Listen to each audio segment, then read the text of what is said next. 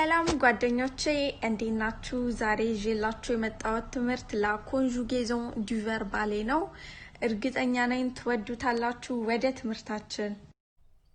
እሺ ጓደኞቼ ዛሬ የምናየው ላ conjugaison du verbe aller la conjugaison du verbe aller verbe aller ነው የምናየው ማለት ነው።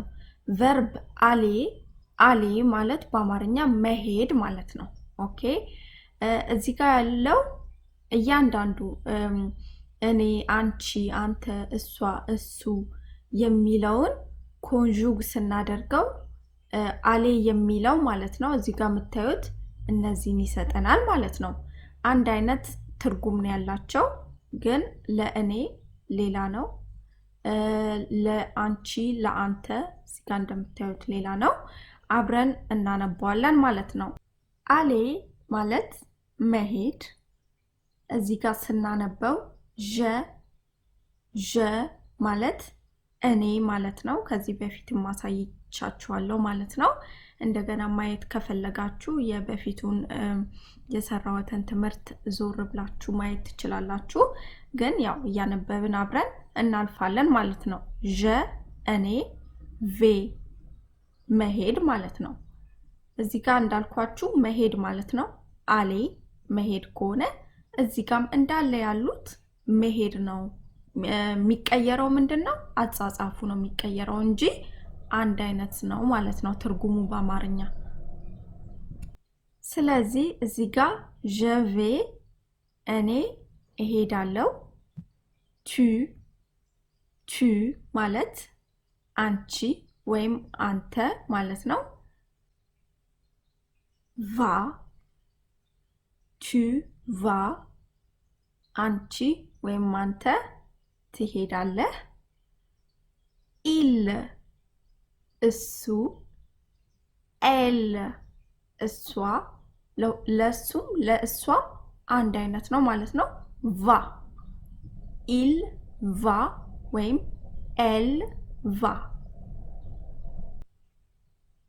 እሱ ወይም እሷ ትሄዳለች ማለት ነው። እሺ እዚህ ጋር ደግሞ ኑ እኛ ማለት ነው። allons መሄድ እንዳልኳችሁ እኛ እንሄዳለን። nous allons እኛ እንሄዳለን። እዚህ ጋር ደግሞ vous እነሱ ማለት ነው። allez ካለን እነሱ ይሄዳሉ ወይም ደግሞ vous የምንጠቀመው እርሶ ለማለት እንጠቀማለን ማለት ነው። vous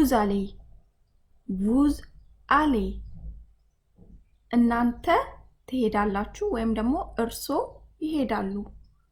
ኦኬ እዚህ ጋር ደግሞ il አለ ከዛ elle አለ። il ለወንዶች ብዙ ሲሆኑ ነው ማለት ነው። እዚህ ጋር እንዳሳየዋችሁ il ኤስ የለባትም ማለት ነው። ስለዚህ ለአንድ ወንድ ብቻ ነው የሚሆነው። እዚህ ጋር ደግሞ ለብዙ ወንዶች ነው ማለት ነው። እዚህ ጋር ደግሞ ስንመጣ ለብዙ ሴቶች ማለት ነው። ከዛ እዚህ ጋር ስናነበው vont ይሆናል ማለት ነው። ስለዚህ ils vont እነሱ ይሄዳሉ ለወንዶች ሲሆን ነው። እዚህ ጋር ደግሞ elles vont እነሱ ለሴቶች እነሱ ይሄዳሉ ማለት ነው። እሺ ወደ ኤግዛምፕል ስንሄድ አሁን je vais au cinéma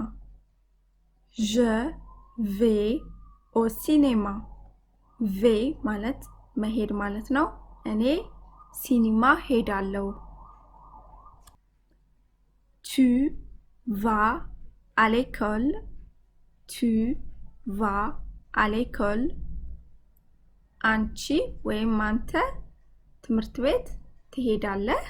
va እንዳልኳችሁ መሄድ ማለት ነው። elle va à la bibliothèque. ኤል ቫ አላ ቢብሊዮቴክ እሷ መጽሐፍ ቤት ትሄዳለች። ቫ ማለት መሄድ ማለት ነው።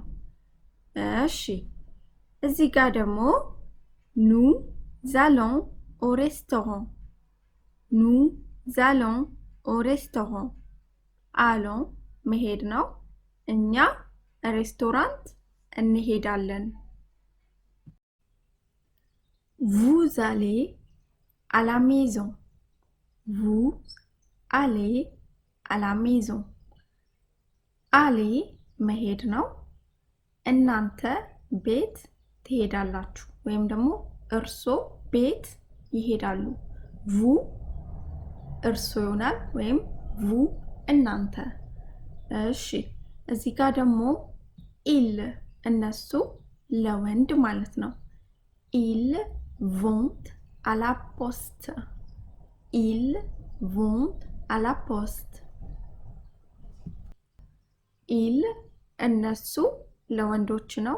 vont ማለት መሄድ ማለት ነው።